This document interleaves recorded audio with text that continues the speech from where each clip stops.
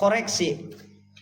Sebab lamun Allah hendak nyieun kabagusan kana hiji jalma wa bassarahu bi uyubin nafsi. Engke eta cacadna kalakuan gorengna ditembong-tembongkeun ku Allah eta kalakuan goreng. Pan urang sok ngarasa salah teh kan. Sok ngarasa kalakuan dorang ka gede amat.